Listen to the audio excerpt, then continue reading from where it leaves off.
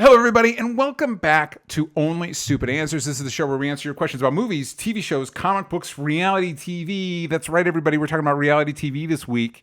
Whoa. And who's we? We is me, DJ, and Roxy. Hello, Roxy. I'm the main we in this week. You're the we. You're the we in this week. Yes, I am. I am. And you're the eek. Eek. I'm the eek. Yes, I am. Yes, I am. So before we get into it, a little business up top. If you're listening to this and you want more content like our Q&A, the Spider-Verse show I do with Sal, you can do that over at patreon.com/onlystupidanswers. Also, Sal and I do an X-Men show the third Wednesday of every month. As of this recording, it should be the next upcoming Wednesday. We're going to be talking about The Wolverine, the first of the James Mangold's Wolverines.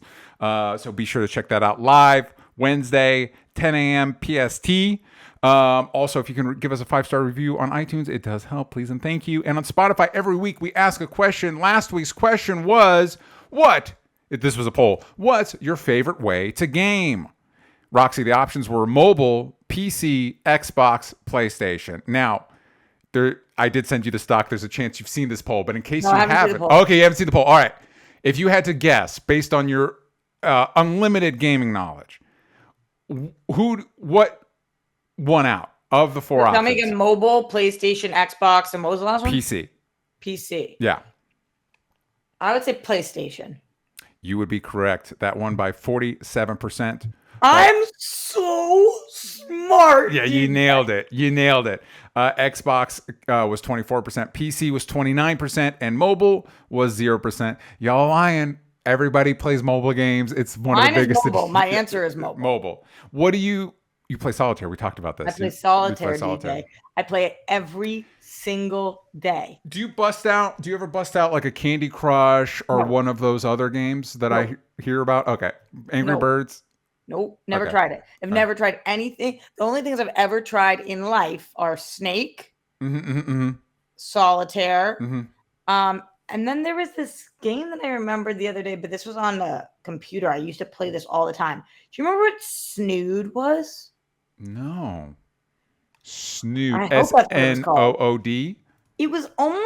was not. It's a video game. Hold on. Yeah, it was this game that I used to play. They had like these weird faces. Yep. They were like blocks of color. And then you would get rid of them that were clustered. Okay, yeah, it looks like a kind of a reverse Tetris situation. Yeah, kind of. I loved Snood. That was the game that I played nonstop. Also, I do feel obligated to say that Snood is also a clothing thing, apparently, because that's coming up a lot. What is a Snood? What's Snood? I guess it's a type of head cover. Listen, I'm not going to get into Snood lore. Wait. Snoods for decades. Why would you call this a Snood? It's a head cover. Anyway, Snood, to me, seems like a better name for a game than a head covering, but what do I know? At the time that I played, this is what it looked like. And you would blast use your little blaster at the bottom and blast the things that were lined up together. Yes. And that was my favorite game as a kid. So I would say that is the extent of, and any game that you and Sam had me play back in the day. Yeah. Did you ever bust out a Tetris at all? Yeah, I think I played Tetris. I think they had us play it in school for a little bit, like when they're like, "Listen, we're tired. Go away." yeah. I think at like study hall or whatever, you could sit and play Tetris, and I liked that. Yeah. I like anything where like the rules, follow these rules, and you will be good or bad at this. Do you board game? My favorite game growing up was a game called Spy Alley. Okay. It was kind of like Clue. Yes. But there was a spy and you had to figure out who it was and you collected these things and it was sick. Yeah. So I liked that one. And I did like Clue. Clue's great. You know what I didn't like at the time were like things like Candyland. Yeah. I was like, what the hell is that called? I just roll, no strategy. Yeah.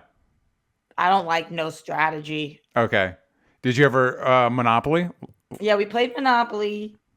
I think I liked it. I was in a play called Monopoly. This Mm-hmm. was one of the songs DJ Monopoly do do do do do do do do do. Gotcha. Wait, so is there a because I know sometimes schools like, well, we're doing a play that's a thing. Was that not the case? Did they make one up? Yep. Okay. Yep. It was the roll. Everything determined by the dice. It's impressive that you remember like any of that. How when Yeah, no, was I that? know the whole thing. When What'd you when say? when did you do that? When was that? I'm gonna say 7.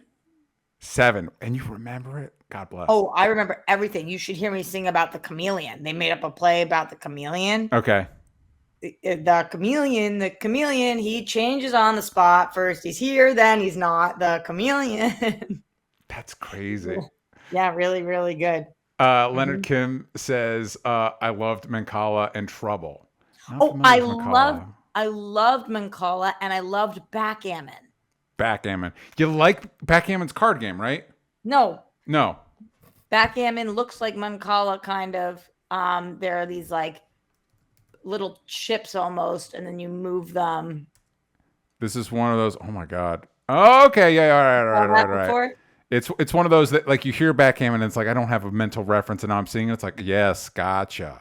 You know what I never played, but I always thought I would like, but like it was too time consuming, and I like to do things every day that I like. Yeah. Chess. Yeah. When my wife has one of those like mobile gaming things that you can play people through text or whatever, and when she had COVID, we played chess. And she's better at it than I am, which was frustrating for me. It was frustrating for me But you because know how to play. I do. I never learned. Okay, yeah. It's cool. It's fun, but it is one of the. It's a little bit of strategy, and I like to feel like I'm strategically pretty sound. But my wife is better. My wife is better at it. There was that unbelievable news story that came out this year about Chessgate. Did you hear about this? No. When I tell you this, DJ, you're gonna be like, "That's not a real story," and then you're Okay. gonna look it up and be like, "Oh my god, what happened?" Yeah. The biggest chess, one of the biggest chess players in the world, was caught cheating using buzzing anal beads that would determine the moves that he should make, and he won. And then they caught him using these like vibrating anal beads. Here's why I would believe you on that without having to look it up, because competitive chess people are crazy and they take it very seriously. Yeah.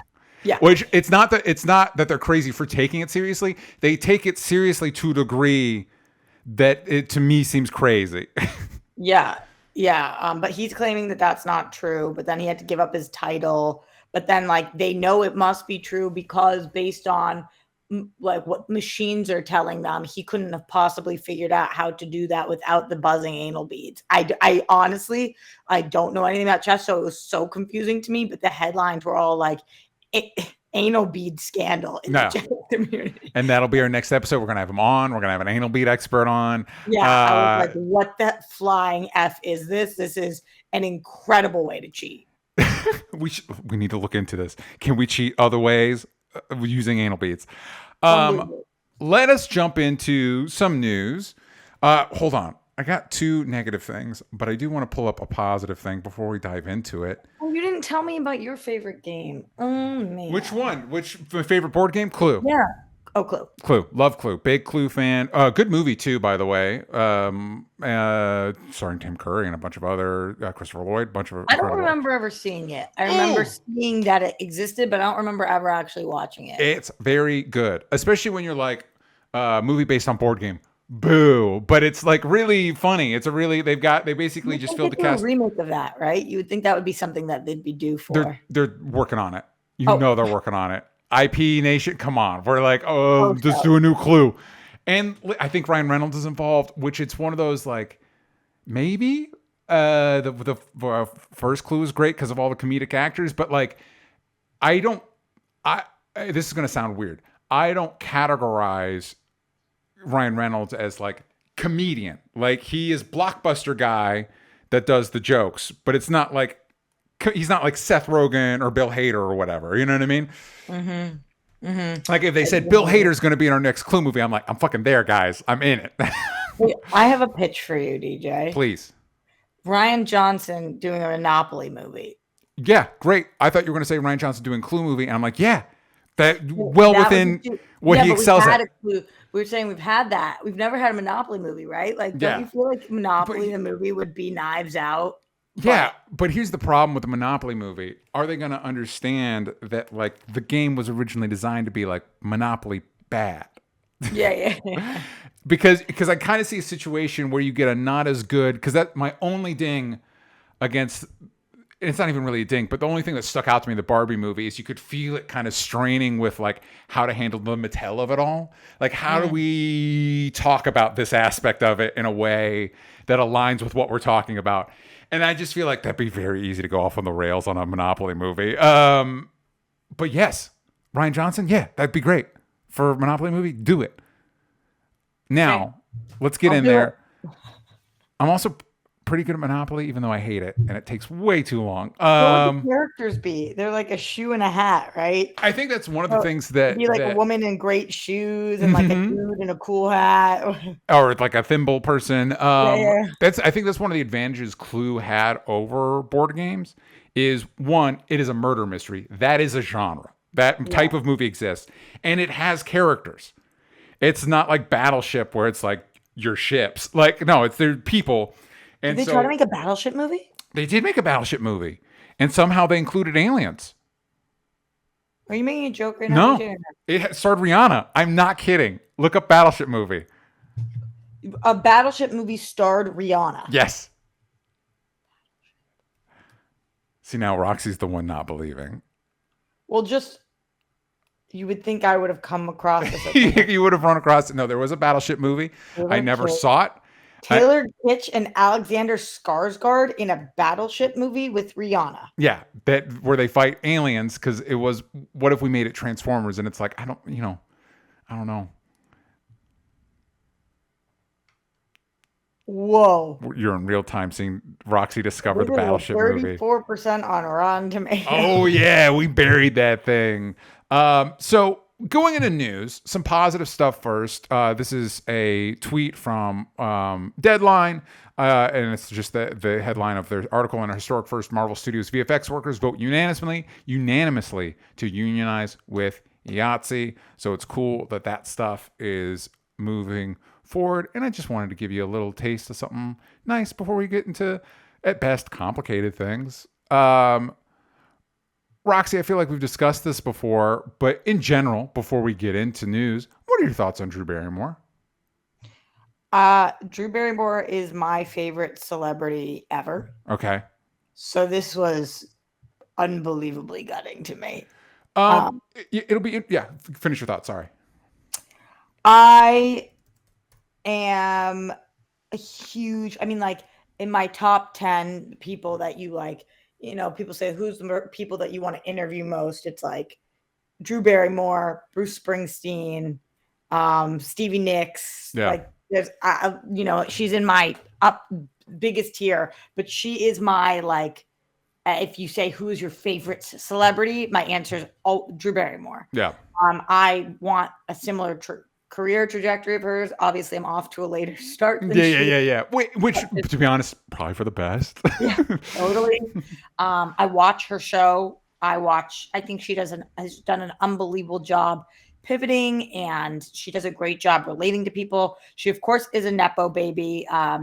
So, I only say that because a lot of times when I have, prior to this story, talked to people and been like, she's my favorite, and people are like, but she's a Nepo baby. And I'm like, right, that doesn't inherently make you bad. It just seemingly is got a track record that a lot of Nepo babies are not grateful. She seems to not be like that. Yeah.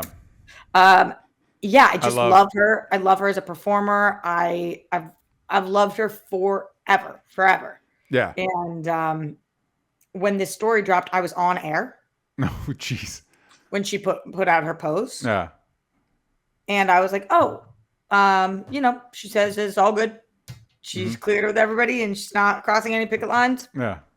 And then people in my chat were like, WGA East just came right out and said that this is crossing their picket line. Yeah. And I was like, no, not true. Not true. Yeah. Not true. And as the story is unfolded, I definitely have thoughts on it. But yeah, that's my experience with Drew. How are you with Drew? I'm fine with Drew. I'm neutral on Drew. She wasn't like, she seems great, but she wasn't like in a lot of the movies I was checking out. My wife is a huge fan of Never Been Kissed, and so within the last year, I watched it for the first time. It was delightful. I enjoyed it very much. John Wayland's in the movie. Yeah, I know. I saw this. Well, one, he's in the movie. Everybody's in that movie. Like, it's like fucking like every minor actor is like somebody now in this movie. But yes, he's 100% in the movie, which was great. That was exciting. And it was also nice just because we don't make movies like that anymore. Like, the stakes are so like nice and low. They're huge for her, but it's not like, the world's gonna blow up. Like, it's one of those like, it's in the title. Why did we stop making these? Like, let's go back. This is nice. Anyway, and she's great in that, and she seems great. And it seems like everybody loves her. And knowing just in the broadest strokes, had troubled spots in her life. It's always nice when it seems like, hey, things are working out. Like, that's great. Now to flesh some of this out in a statement released Monday. So Drew is going back and doing her show, Sans Writers. In a statement released on Monday, SAG-AFTRA spokesperson said Drew Barrymore's show is, quote, produced under the network television code, which is a separate contract and is not struck. It is permissible work, and Drew's role as host does not violate the current strike rules. However, as Roxy just said, the WJ, quote, the Drew Barrymore show is a WJ covered struck show. A spokesperson told the Hollywood Reporter after Barrymore said that her show would be returning. Quote, it has stayed off the air since the strike began on May 2nd, but has now unfortunately decided to return without writers. So clarifying that it was off of the air in April because that's when they ended. Yes. So that had nothing to do with the strike. They didn't go off because of the strike. I did think that verbiage was a little strange. Yeah. So their season ended. They went off the air. Their season's now picking back up. They're coming back. Which she clarified in a post she made, correct? Yeah. Mm-hmm. What are your, I guess just the question, what are your feelings on this? Here are my feelings. I think that SAG and specifically SAG, but WJ as well, have made things very confusing. Mm-hmm. And so it is difficult. I'm super in the know. As you know, I'm on the picket lines. I'm reading up on every Deadline, Hollywood Reporter, Variety article, and some and other sources, of course, too, because you don't want to just stick with the trades because they do have ulterior motives a lot of the times. Yeah. I am in coordination with SAG, emailing with them. I am really try to be up to date on what it is they are looking for. And same thing with the WGA, because that is the sister union. No. And to go against the WGA is to go against unions right now. Mm-hmm. So I will say that the fact that when Drew put out that post, knowing that this was a non-scripted show, seeing Drew say that they were coming, that she didn't have WGA writers, which ended up not being the case. I guess 3 was what I was saying. Yeah. And they're all picketing outside, which is just not a good look. No. And, I was like, oh, okay, this does make sense because I know that The View can be on, but I know that some late night shows can't be, but I know that Jennifer Hudson's thinking about coming back and she doesn't have WGA writers. So I just somebody who's in the know, thought that this would be okay. And then the WGA was like, no, this is not okay. It seems like even SAG was confused on whether this was okay or not okay. They're not, people weren't on the same page about this, which is a problem, that we don't understand what the rules are. What are the rules? Yeah. Another thing that confused me was, and this was a while ago, but it's like, I thought in the 2008 strikes, fucking Conan was on, and the Jon Stewart and all those people were on, which apparently they were forced back into. Yeah, but it is, and again, different era, social media, all that stuff, different era. But there isn't, and this is not me saying Drew should be doing this, but it is weird. It's like those guys did it, and I guess Letterman Letterman and Craig Ferguson were able to make a deal with WGA, so their writers were able to come back and they were able to pay them the correct amount, which always feels like the best. If you can just like, yeah, man, us independently will do what you want and we're good to go. Like that seems like the best track if you can do that. But it is weird that it's like, I don't feel like we gave Conan and Jon Stewart this much shit for bringing their shows back. And Bill Maher is coming back right now as well. Fuck Bill Maher. And he's coming back without his writers. Yeah. I'm confused on that because I feel like Bill Maher is probably part of the WGA. Yeah, but also I think the Drew Barrymore one hurts more because we all know Bill Maher's an asshole. Drew Barrymore, we had higher hopes for. Well, the reason I'm saying it is because I haven't heard bupkis from the people who are pissed at Drew about being pissed at Bill. Yeah. So I do think that there is a little bit of a double standard here. I don't think you're wrong, DJ, with the things that you're pointing out. But at the same time, so all of that being said, with the confusion and not being clear, and genuinely at the time, I was like, maybe Drew didn't know. Maybe she didn't realize that she was crossing the picket line. Yeah. The people who get to make the rules are the unions. Yeah. The WGA gets to make the rules about what is crossing the picket line for them and what is not. That's what a strike is. Yeah. This is what you're allowed to do. This is what you're not allowed to do. They have now clearly stated that Drew Barrymore is crossing the picket line. They've said it. They said whether you at home agree that should be crossing the picket line or not, that is yours to decide. Yeah. But that is crossing the picket line because it's their picket line to establish. Yeah. It's their strike. And they have said she has WGA writers on her show and she's coming back without them. Yeah. And that is a problem. And those 3 writers are all standing outside her show every day picketing. Yeah. Which is really bad. So at this point, and also people came into her show wearing WGA pins and they were kicked out of the show. I didn't even, you're absolutely right. I'm glad you pointed that out. I forgot to put that in my notes, which was also like, not the best. No, that doesn't look great. So at this point, while Drew has specifically stated that she will not be crossing the SAG line, as in she will not be talking about struck work with any of the celebs that come on her show or otherwise, she is crossing a picket line. The WGA has clearly stated it, and she's doing it anyway. And to me, not only do I think morally that is questionable, but career-wise, I don't understand why the fuck she would do this. Yeah. It seems like a really, really dumb move. Yeah, because the implication of what you're saying is you're Drew Barrymore. You know what I mean? Like, you don't need this. You don't have to do this. Yeah. And you know everyone is upset that you are doing this. Yeah. And it feels like you have nothing to gain from doing this. Yeah. So I don't get what the decision-making process was.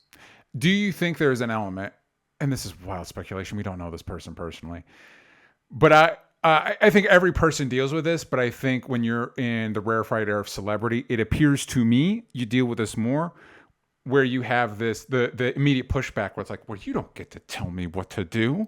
You know, we've seen it with a lot of celebrities more recently. Do you think there's an element of that here? Just so has never struck me that way. And again, obviously I don't know her, but like with dropping out of hosting the VMAs initially. Yeah. And just like the way that she speaks to people on her show and otherwise, I don't know, maybe DJ, but I more think I might have started with confusion and ended with like, maybe she genuinely feels like she is providing jobs for people and that she is doing the right thing during this time. Yeah. She's not doing the right thing during this time, but maybe she feels that she is. I don't know. I feel like it's just, you're going to be in the bad graces of so many more people than the other way around. Like, she's probably making the studios very happy right now. Mm-hmm. Like, look, Drew Barrymore is doing it, and a lot of people then are making these decisions. But she's pissing off. I mean, those are your writers. Yeah. Those are your writers. You better come out with a statement saying, I'm paying my writers the entire time that I'm doing the show and paying them so they can stay on the picket lines. Yeah. But you didn't do, like. Because even is that enough? You could debate that, but it's better than nothing. It's right. better than nothing. I don't think it is enough, but I do think it is then acknowledging what you're doing. Yeah. I think, CJ, truthfully, we know Drew has been working since she was 9, right? maybe younger. Yeah. I don't know how old E.T. was. Yeah. But I think she's been working since she was like 7, 8, 9. Yeah. She started like majorly drinking at 9, nightclubs, you know, all the things. We've heard her talk about everything. She had family issues as well. Yeah. And also she has not stopped working essentially since then. She's also in my unwed camp. I think she is obsessed with work, probably. This is all just me theorizing. Yeah. I think that it is for the people who are not home with like their spouses right now and don't have their other outlets or whatever. At this time, I won't lie, this time period has been like close to fucking impossible for me. It's horrible to not be able to talk about the things I want to talk about, film the things I want to film. Yeah. Like to feel like you are doing what you love every day, that you've given up so much in your life, you know, like I'm sure that if it wasn't for the industry, I would be married and I would have children and I would be living a totally different life. And Drew does have kids, but just saying, like, when this is your world, it's not just a job to you. So when I'm trying to think, like, why would she do this? This is no excuse, but she must really, really fucking love it. Yeah. I must have just been like, I cannot sit. I'm not sitting here anymore. This is my life and I'm doing it. Like, and that's the wrong choice. And that's a short-sighted choice. But that's the only thing I can kind of picture is her just being like, my show's coming back, so it's coming back. Yeah. Do you think this impacts her long-term? Like people's perception of her or anything like that? I really do. Yeah, I really do. In the industry, like I'm not saying she's never going to work or book again. I mean, she's Drew Barrymore. As we established previously, she's Drew Barrymore. Yeah, but you know, she kind of is, like a lot of people refer to her as America's sweetheart. And I really feel like she was in the good graces of everybody. Like I've never heard anybody be like, fuck Drew Barrymore. Yeah. And now I'm hearing everybody say that. It'd be amazing if celebrity culture worked like wrestling, where this was like her heel turn and she came out with a new persona of like, I'm Dick Drew Barrymore. I'm edgy.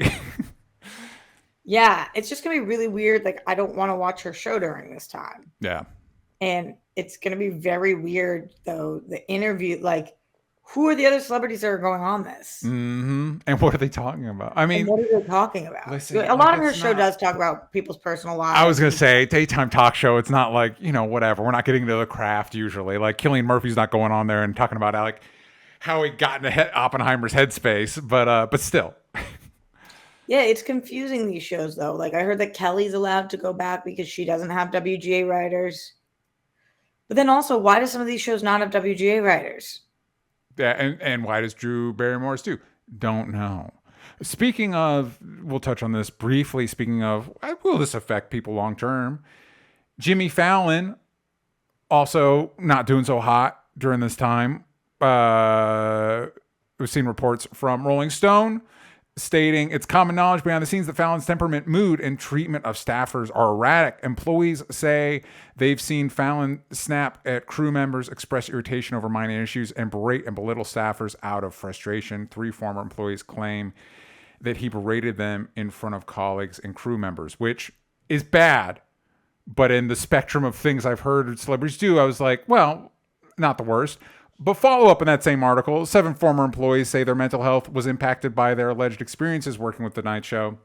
These staffers say it was commonplace to hear people joking about, quote, wanting to kill themselves, and that they would refer to guests' dressing room and the office as crying rooms because that is where they would go to let out their emotions when they were upset with their alleged mistreatment, which does sound pretty serious. It does, but DJ, did you read the whole article? I did not. Okay, didn't mean to put you on the spot. No, you're good. No, that's fine. I really struggled with this article. Yeah. That was very well written. They interviewed 16 people, 2 current staff members, 14 previous staff members.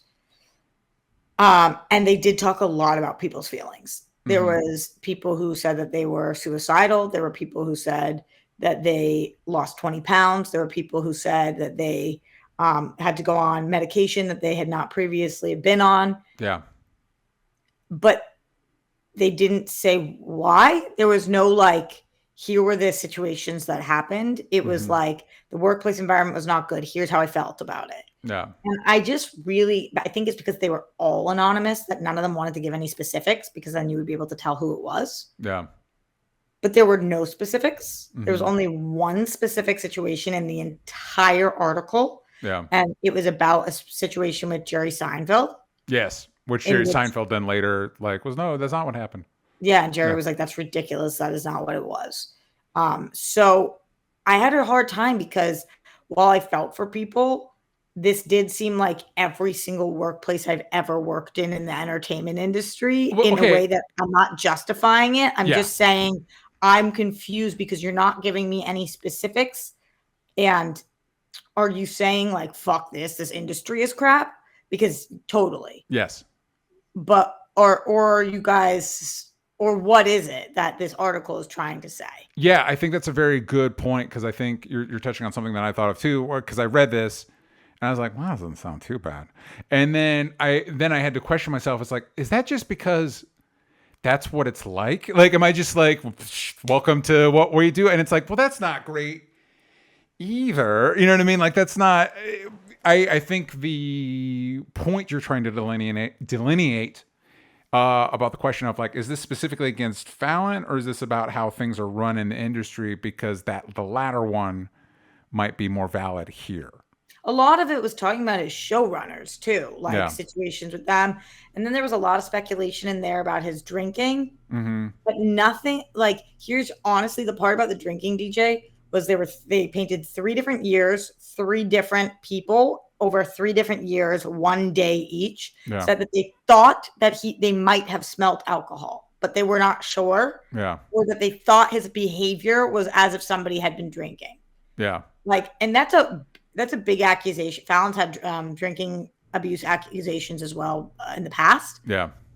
But for an entire article to say, like, in 2015, in 2016, and in 2017, on 3 separate incidents, somebody thinks that they might have smelled alcohol. And it's like, I kind of need to know more about what you're trying to say here. Like, are you trying to paint him as somebody who's drinking on set? Because if so, saying like over 3 years, 3 times, maybe possibly there was a smell of boot from the night before, from what, like, just, it felt like this article was trying to really take down Fallon. And I read it and I was like, am I sitting here being like, yay, Fallon? No. And I've never really been like, yay, Fallon. But I did think for an entire article where the internet was like, fuck this guy. Yeah. I was like, huh. Interesting. I just didn't read it that way. Yeah. I feel you. Yeah, it's interesting. I don't know.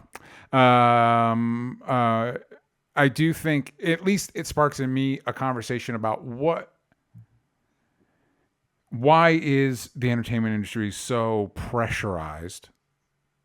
And is there a version of making, I guess you'd have to talk to like maybe like the Colbert people are like, yeah, it's great. It's chill. We have a blast. Like, I mean, they're hard days. It's work, but like, it's like, okay, cool. Then they're doing something okay. And maybe Fallon's not, but it is one of those that like, you've worked in environments like this. I've worked in toxic work environments like this.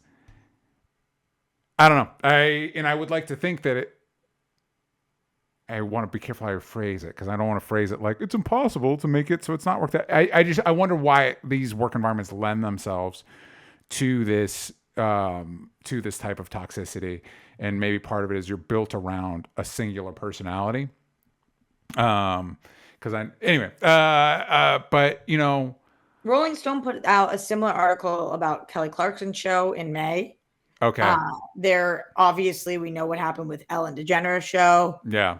James Corden, like, there's been a lot of I don't know whether it was just like one article or whether it was multiple about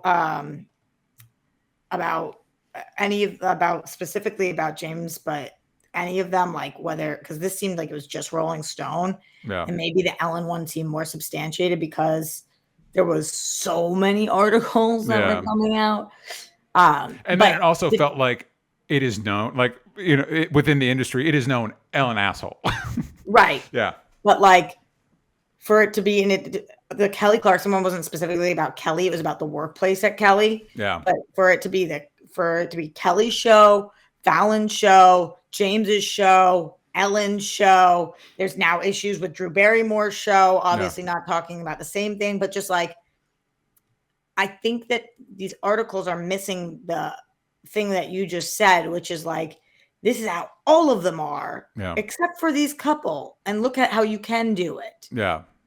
Because if those couple, because we don't know, because I mean, maybe it's shitty there too, and just nobody's complaining about it. Like, one hopes that like there's a way to do this that isn't as emotionally taxing on your workforce. This is, I think, a way to do this with kindness, right? Especially people who are preaching kindness. Yeah. I do wonder if it's because that's the thing with, you think about people like Drew and Ellen and stuff like that. Like, that's part of the brand, I feel like, is that kindness aspect.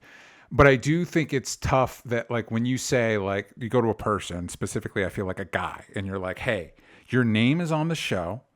You're the guy, you're the show, you're the guy, we all work for you. It's like, how does that person not become an asshole? How do you make all the money, you call all the shots, you're the face on the thing, you're basically, in this set, you're God. You get all the credit. Yeah, like, how does that person not, like, Seth Meyers seems like a really fucking chill dude. Seems like, I don't know. Yeah, I mean, I don't know, but like, I do have a friend who worked. I do have a couple friends who worked on Kimmel, and I heard really great things about Kimmel. Great, that makes me happy. Conan seems like a perfectly fine person. Totally. So it's like, I do think that they're, like you said, being in late night or being in daytime, but especially being in late night, is an unbelievably stressful work environment, because you're having to come up with so many shows, so many topics, late at night. You're working all day into the night. Same thing with even like an SNL, right? Like, except that's once a week. But like, still, it is a recipe for a pressure cooker. Yeah. So it's not like it's beyond the realm of possibility or understanding. Like, why are people anxious? And that's what I kind of thought. Don't mean to gaslight anybody. Yeah. But the one girl that was like, or guy, they didn't say, that was like, I never took anxiety medication before I started with this show. Yeah. And I was thinking to myself, like, number one, we did just live through a global pandemic. A lot of people started taking anxiety medication. Yeah. Number two, did you work in late night elsewhere, but this show was worse? Yeah. Or is it really anxiety inducing to be up all night pitching stories? Yeah. When that might not be your nature, And again, it could be that what it could be is that it's not anxiety inducing. Fallon's a dick. Yeah. Like, that totally could be the answer, but they didn't tell me anything. Yeah. Other than like, they wrote, like, sometimes he gives notes and on the notepad it will just say, ugh, do better. Whatever. I was like, that's your example of him being like this horrible guy. He would write these notes that were like, ugh, this is the best you got. Like, you must be having a bad day or some shit. Yeah. And I was like, I wish those are the notes that some of my bosses wrote me in the past. Yeah. I think it's in contrast to looking at like the stuff around Across the Spider-Verse, where it's like, no, understand, these people have worked on a lot of these movies, and this was a uniquely taxing experience for these reasons. It's like, okay, yeah, all right, gotcha. These guys work on a bunch of this stuff. This was a unique, and also as evidence to that, like, I just got the Blu-ray, and there was even more changes. It's like, God damn it, let it be done, man. Yeah, definitely. That's what I needed to hear, though, a little bit. Like, I came over from this is how it was different. Like, the article just did not paint for me a picture that was different from anything I've ever seen or heard before. And that's why you wrote on the article, ugh, do better, and you sent it to the right, ugh, do better. All righty, let's jump on over to the big topic for today, which is reality TV. So this is not something previously, pre-Roxy, we talked a lot about, but now since Roxy's been on the show, obviously you check out what we're into.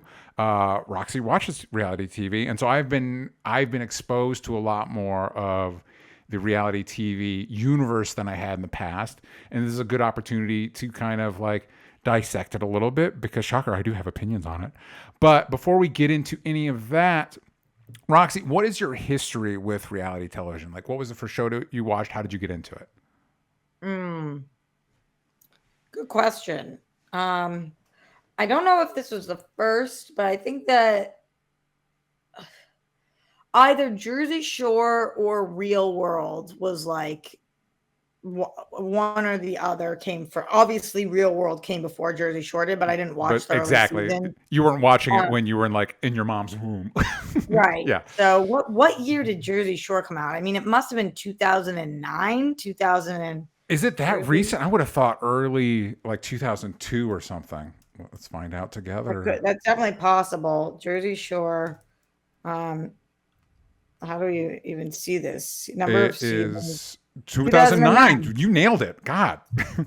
It was the first show I ever covered for AfterBuzz. Okay. So I knew that I knew it was on in 2010 when I was covering it, but I didn't think that we covered the first season. So yeah, 2009. So I must have started watching Jersey Shore then. And then I was watching The Real World and The Challenge also, The Challenge is a competition show. Yeah. And for the purposes of this conversation today, I do have a very hard time kind of distinguishing because to me, there's a big difference between non-scripted and reality. Okay. Right. Reality versus non-scripted. Non-scripted is docs are non-scripted. Yeah. Right. Competition shows are competition. Reality TV. Let's see. I think I pulled the definition for this. But it's about shows that are made that are continuous filming of something real that are made for entertainment purposes, not educational purposes. Okay. So like while I oftentimes clump everything together, such as like the Nexium doc or like the Vow, whatever, I'll clump things together and be like reality TV. Yeah. I don't think that that's fully what we're talking about today, right? We're talking more about the Kardashians. We're talking more about Jersey Shore. We're talking more about The Bachelor, even I know The Bachelor is a competition show. So the lines do get kind of blurry. Yeah, but I think you're right. I think something like The Bachelor, and I think I would think something like Survivor. I often hear the conversation Survivor is like the proto reality TV show. Like that was kind of like the gateway drug to what we have now. And I loved Survivor, and that's a competition show as well. I always loved Survivor, Big Brother. Growing up, for Survivor, we would put on, my whole family would put on, we all own those buffs. And so we would wear them and we'd watch the show. And same thing with Big Brother in the summertime, that was what was on. That was the show. So I've always, since the inception of me knowing about reality or competition, absolutely loved reality and competition, while also simultaneously finding it to be very problematic in some senses.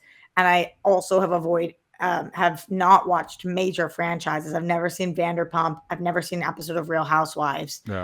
There's a bunch of shows that I have stayed away from until the Kardashians. I was asked to cover it for something. I had never and still have never seen a single episode of Keeping Up with the Kardashians. I only started with the Kardashians because I was doing coverage for an event for something, and now have continued to watch it because it is super entertaining. Is there a difference is the Kardashians just a rebrand of Keeping Up with the Kardashians, or is there a fundamental difference on some Hard for me to answer, DJ, because I didn't watch Keeping Up with the Kardashians. However, they're on two different networks. My understanding is that now that the Kardashians are on Hulu and they are their own producers, they are producing it. That it is like more open in some ways, as in they're able to show things that previously they weren't able to show, like more about their relationships and like whatever storylines they want to tell. But they also look better because they are not going to include anything that they don't want to include. Yeah. Okay. So for you, what is the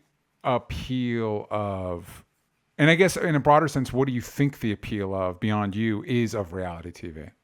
I think that it's relatable. Yeah. A lot of the times, I think that like you can see yourself in people. It's also a lot raw, you know. And I think that they, with the casting of reality TV, they do an unbelievable job of finding some of the most entertaining people in the world, captivating, entertaining people. Yeah. That are just being themselves. I think that a lot of people, I think that the statistic when you and I were coming up more like maybe 10 years ago, it was something like 85% of our generation of millennials believed that one day they would be famous. And it was a staggering statistic. Yeah. I guess that makes sense when you calculate, when you bring in reality TV, when you bring in Instagram, especially now with TikTok, like, and then define celebrity. Like, what does that mean to somebody? Famous, what does that mean, right? So, but it was staggering when I saw it. And again, it was years ago. Yeah. But it was something like it was a vast majority of people in our generation believed that one day they would be famous. Yeah. For something, for whatever they did. And I think that that is part of the thing about reality TV that is so enticing to people, because you're looking at everyday people and saying that could be me, or that is me. That's what I'm doing right now. If only cameras would follow me too. Yeah. So I do think that, and then with the competition aspect, I think also there's some cool parts about why people aspire to be on reality TV in terms of like, you look at something like Survivor and it's like, could I do that? No, I could never. Maybe, you know, or like you see something like Big Brother where they're 100 days in a house, or something like The Challenge where they have to hike these crazy mountains or whatever. Amazing Race. You know, when I was watching Amazing Race as a kid, every year my mom would look at me and be like, would you shave your head though? Because there was that same competition. Yeah. And like just the conversations of every goal, every milestone you talk to people and you're like, would you do that? Would you rather do that? Would you take the long road or the short road? Right. Yeah. It's like, you're not talking about TV shows and movies that are scripted where you're like, you can have those theoretical conversations, but nobody's really doing it. This is like, wow, those people are real. They're doing this theoretically. Yeah. How real reality is. Yeah. Could I do that? Yeah. What about you, DJ? What's your reality? Did you watch anything? Have you ever watched a reality show? No. To completion, I've seen episodes of Real World. I have. Wait, is that it? What about like Top Chef or like? My family. You're right. The umbrella of reality TV is broad. It's like cooking shows. I guess that falls under. And my newest one, Shark Tank, which I'm obsessed with. Yeah. Things like that, right? And then you're like, is that a competition? Well, technically, yeah, you're right. A lot of subgenres under the reality unscripted umbrella. My family's big into cooking shows, seen a lot of cooking shows. I'm not as much into that. Some game shows, wow, I'm really not into that stuff. I wonder why. Yeah. So what would be your guess? I know obviously like you're psychoanalyzing yourself, but yeah, why would you think that you're really across the board not into non-scripted stuff other than docs, which I know you do like? I do, yeah, documentary and science stuff, and like, you know, like people explaining concepts like that. You're way into that shit. But why not? Well, I think if you think about reality TV in the terms of something like Bachelor or Jersey Shore or any of that stuff, having worked in reality TV briefly, I was a casting editor, and having worked as an editor, it's like, I know what you're doing. I see what you're doing. I know how you're tricking me. This isn't real, which I don't know that is entirely fair, right? Because that's the same thing people brought against wrestling forever and a day, and it's like, that's not really the point. You know what I mean? The athleticism's still real. The threat to these people's physical health is clearly still real, because people fucking die doing pro wrestling in and out of the ring all the time. But that is me. That we have a question here, Mike Joyce from the Discord. Does it ever feel fake to you? And it's like, yeah, I think that's the big turnoff as far as cooking shows and stuff like that, or like game shows, I don't know. Like I've seen game shows, like my parents like to watch Jeopardy, so I've seen Jeopardy with them. I don't. I guess it's one of those appeal. It's the same thing of like maybe. It's the same thing as like when I'm at a concert, I'm not bringing out my phone. I'm here. You know what I mean? I'm not looking to relive this through my phone. You know what I mean? Like I live life. I don't need to see your drama. I've got my own drama. I don't, you know what I mean? That doesn't, that's how my brain computes it. So it just, and it's not even, I do have, I do wonder, and I did want to talk to you about this because I feel like I might be being unfair. There is part of me that feels like there's something inherently wrong with reality TV in that it it kind of like promotes interpersonal drama in a way that I don't know that I find productive. Also, it has a way of platforming people. And I think there's a spectrum there, like wherever you feel like Kim Kardashian falls to Trump. Like, I don't think Trump is president of the United States without The Apprentice, right? Is that, and so there's that part of me that's like, I feel like this might be bad. Is that fair? Is that a fair, how do you, because as somebody that enjoys it more, or am I just being like, am I being a dick? I don't think that you're being a dick. I think it's fair to not be your genre. I think that there are reality shows that are bad, and there are reality shows that are really beautiful and great that like highlight people that would never be on TV otherwise. Yeah. And show different worlds of different people's lives. I think that in general, people like you, DJ, and this is a obviously huge generalization, but you love prestige television and prestige, like you have very high-end taste. Okay. And I think that a lot of people do kind of like put up their noses at reality, right? Like for the shows that you like, oftentimes they are, and it's not like you've never liked you also love I mean, we talked about all those CW shows for many years. Yeah, totally. But in general, I find the shows that you rave about are shows that have unbelievable writers on them. Yeah. Really great dialogue. A lot of them are in that like sci-fi, but their world building transport you to a different place, not this reality. Some other reality. And from their costumes to their sound design, like they are just so much work, and it takes so many people to make it happen. Yeah. So it's almost like reality TV is not TV to you, I would think, because it's not like, it's a completely different genre. Yeah. It's not like how like, video games, there'll be one kind of game or another game, and you might have a preference, but you respect the other games because any game takes a lot of work to make, right? Yeah. This is like, it's almost like there's movies, there's television, and there's reality television, which is a whole different space. So I get what you're saying, but there are some reality shows that like, that will follow like people with Down syndrome or little people, or like take you into worlds that you have never been in before and make people who like want to show you what it's like and give you better understanding, like what a doc does. Yeah.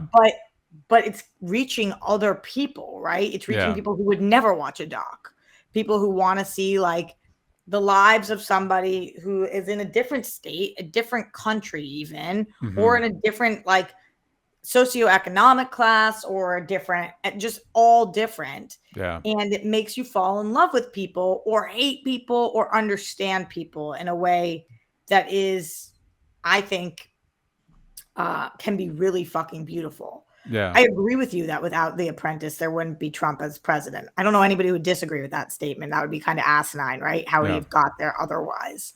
I think you could probably say that about some actors as presidents in the past too. But at the end of the day, I think that there are bad people in every area, like, like in scripted and non-scripted and sports and on Wall Street. There's horrible people all over the place. So yes, sometimes with reality TV, it does encourage horrible people to come out because they get more attention, but not always. And it's also it has helped a lot of people find love. It's helped a lot of people find community. It's helped a lot of people find family. Well, and you're talking about, and I feel like you're talking about within the context of the shows themselves, but the people that enjoys these shows have found a lot of community. And I think you make a really good point, because I think it is reductive of me, especially at the beginning of this conversation, talking about everything that falls under the umbrella of what reality TV, to be like, I feel like it's kind of bad. That's reductive of me. It's the same thing. Like, it's something I have to work against. Whenever I see, like, my wife will be scrolling through TikTok, I'm like, wow, this mostly looks like trash to me. But again, there's so much out there. It's not all of that. You know what I mean? Like, it's not. And also, as you pointed out, it might just not be for me. That's fine. The TikTok thing's a little bit scary, because that's like the future or whatever. So it's like, I'm just embracing my own obsolescence. But I think for you, what are some of the examples of, I guess, some of the more positive examples? Because I think in that thing, like, you would say something like Bachelor, for its flaws, because we've talked about it, and we can admit I just saw the most recent Bachelor. It was black, and she's like, what, one of two over the years? You know what I mean? There's flaws, right? But you would say, like, she was the best as far as mostly positive. Something like that is you would see as, or at least entertaining, right? Yeah, I just mentioned it earlier, but for me, like, this year has been the year of Shark Tank for me. Yes. And I like take notes during the show. Okay. I'm super interested in how these entrepreneurs are starting. And yes, of course, does it have that like classic American Idol, Randy, Paula, Simon kind of vibe where some people are nicer, some people are meaner, like how they say it. Yeah, I'm not saying that there's no entertainment aspects and that everybody's super sunshine and rainbows all the time, but there are terms on the show. Like, I'm learning more about being an entrepreneur and what works and what doesn't and the pitfalls of things in such a cool and entertaining way. That I'm completely obsessed with it right now, and like looking into, I have a dream. I've always wanted to start a tea company. That's cool. As you know, every time I'm on here, I'm drinking tea. I don't not bring tea anywhere. And I have like this whole vibe and thing that I've been working on in my head for a long time about how I want to curate my teas, because I do stuff at home too, where I like mix and match different whatever.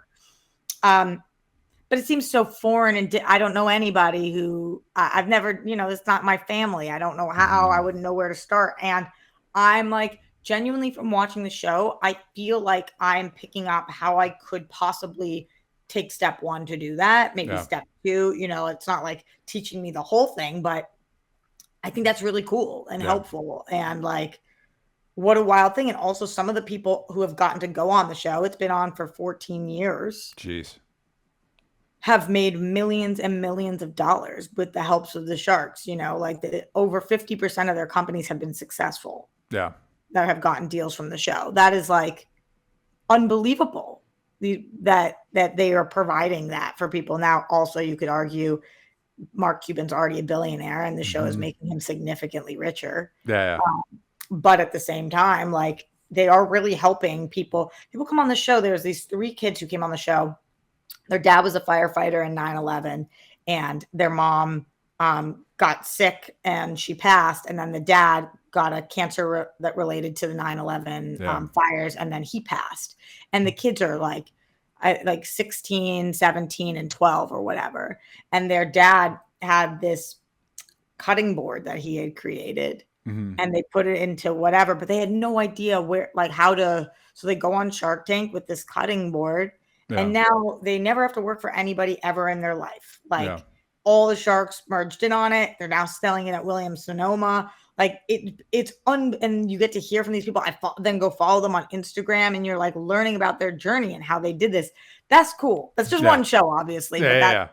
And an example of a show that I don't feel like is doing to the world what The Apprentice or Kardashians or whatever. Yeah. So we got some questions from the Discord.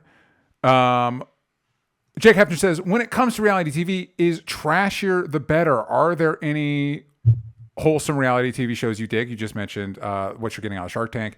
If you had to come up with a concept for a reality show, what would it be? So for you, Roxy, is trashier better? I guess at least in the terms of entertainment value. And if you had to create your own concept for reality show, what would it be? I don't think that the trashier is the better. I don't love, like, the reason I don't watch a lot of the shows, I stopped watching Real World and don't watch any of the Housewives or Vanderpump so far, although Vanderpump does sound unbelievably entertaining to me. I've been seeing, is it Vanderpump? I think it's Vanderpump. It's one of those where it's a lot of, there's some sort of relationship drama that keeps popping up in my newsfeed. And it's like, all right. I really don't like, and reality TV has moved away from this because, not because morally they're good, but because legally they were getting in trouble. I really don't like watching people fight.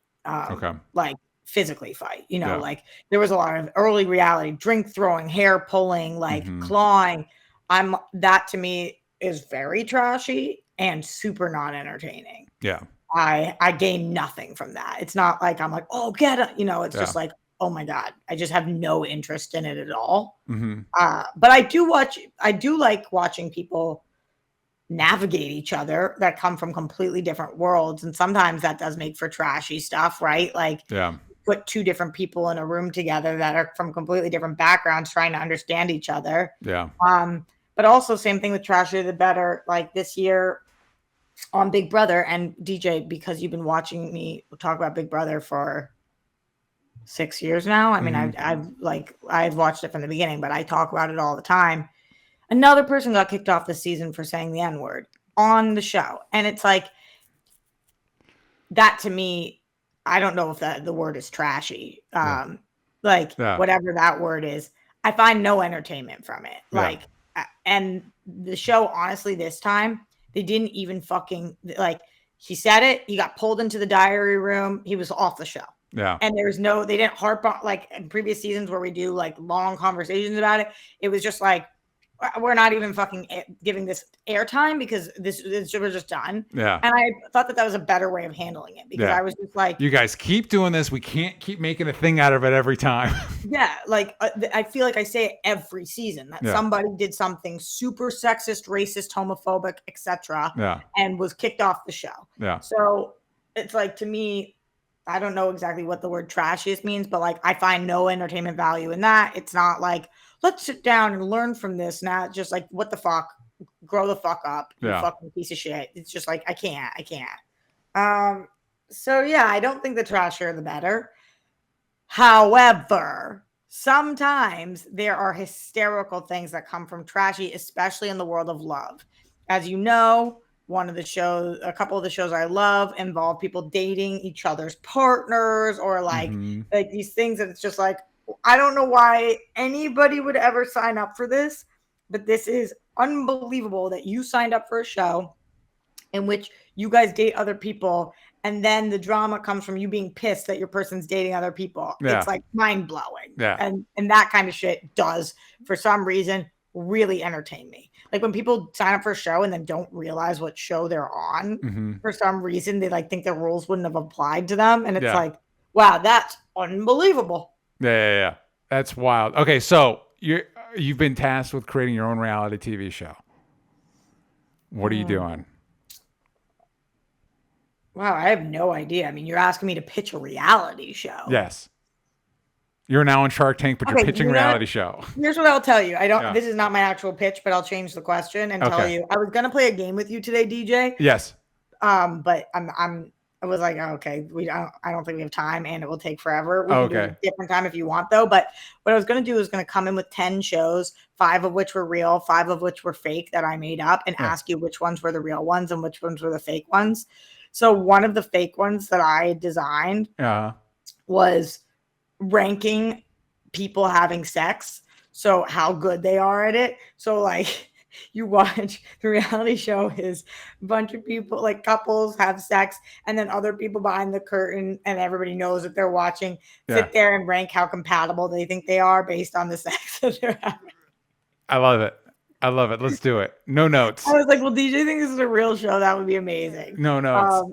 So it's not. Wait, do we not have time? Can you not like give me 3 and I have to pick the fake one or something? That was one of the only ones I came up with, and then I was like, okay. I think this is going to just take way too long. You're like, no, never mind. And also, some of these are already so outlandish. Gotcha.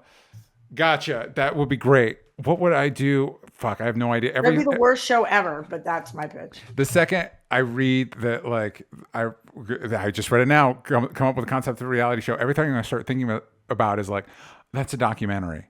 How about this? It doesn't have to be. You could say it. People, like Undercover Boss, that kind of shit. People making a podcast. Let's make a reality TV show off of people who think they can be podcasters and trying to be a podcast. Listen, if Beat Shazam is a show, let's do it.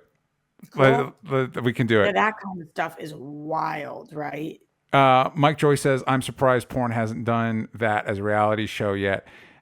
You would think you couldn't do it on air on ABC, but you do think the porn people would come up with their own reality show. Possibly they have, and it's called porn. Anyway, I think those are the good. We think we've covered all the stuff from the questions. But before we go, Roxy. Yeah. Any final thoughts on reality TV? The newest season of Love is Blind After the Altar just dropped, and the couples are still going strong. That's the show they fall in love through the pods. Mm-hmm. Okay. Yeah. I want to say I think that's definitely worth people's time if you're looking for what to catch up on. Other thoughts on reality TV? I think like everything else, but specifically with reality TV, just don't push it on anybody. Mm-hmm. If you like something, you like it, but like just don't take your cues from it. Just watch it and enjoy it for what it is. For what it is. And here, how about this, Roxy? Here's something I'd like to see more. It's probably unfair. I'm probably going to stick my foot in my mouth. But I was like, more poor people, because I feel like a lot of reality TV is like Vanderpump and Kardashian and Selling Sunset. And it's like, I want to get away from this fucking rich person worship shit, man. It's not working out for us. I think it could be harmless, but it feels like it's not anymore. You know what, though? This is the problem, DJ. It's like when they start with the people on Jersey Shore, that's exactly what they were. But now they're multi-millionaires, Great right? point. So it's like point. It's hard to stay that because otherwise you're not paying people for their what they're bringing. You really only get one season of poor people. Poor maybe folk. 3. Yeah.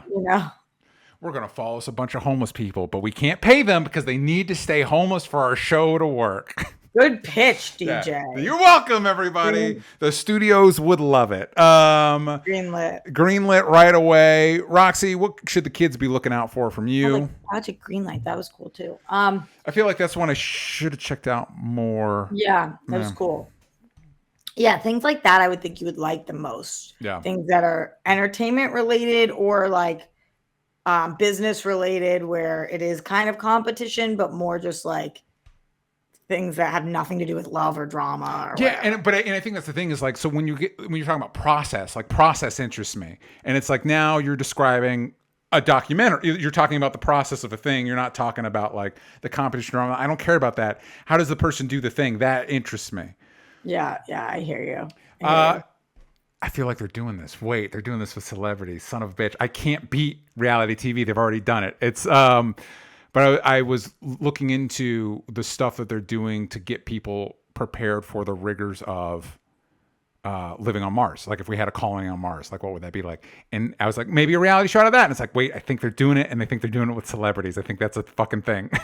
Really? Yeah. But it can't be really because it does sound like a goddamn fucking nightmare. Because it... Have you watched, I think it's called Alone? I have heard of it. I have not watched it. I haven't seen it either, but I feel like both of us should start. I hear the show is amazing. My dad's obsessed with it. And it's people that are surviving in the wilderness. This is like what they do and what they train for, but completely alone. Yeah. And the person who survives the longest wins. And people can survive like 3 months, and they're in crazy conditions and stuff. That's wild. That could be kind of interesting. is wild. I also watched a lot, and I think this edges more towards game show than reality, but I enjoyed Ninja Warrior a lot. Yeah. I mean, that's it's competition, right? Yeah. But that show's very fun to watch. It's crazy what people can do with the human body, right? Yeah. Like, I do love shows like America's Got Talent too. Sometimes you're watching and you're just like, whoa. Yeah. How did you that talent isn't a talent that I even knew of. Yeah. Did you say the things that people should be looking out for, or did I cut you off? You didn't cut me off. I didn't say it because I just kept talking about reality. Yeah. You guys can find me everywhere at Roxy Stryer, and I'll keep you posted about what I'm doing. You can find me at DJ Tux Trash, even on Blue Sky. I'm there now. Where are we, Roxy? Where are we going? Have we landed on a spot yet? I don't know, because I forgot that Threads existed, which doesn't bode well. I saw your post on Threads, so I was like, I'm guessing not Threads. I'm guessing. Do you do Blue Sky? I'm on there, but I've never posted anything, and it doesn't seem like anybody's on there. Yeah, but it's increasingly people aren't on Twitter either, which is probably good because it is becoming more and more of a nightmare over there. Man. It's like, what racist thing is trending today? Anyway, but the show on X and wait, I threw myself off again. You can find the show everywhere that matters at Only Stupid Answers, but on X. You ain't got the vowels from stupid. And we will see you all next time. Bye, everybody.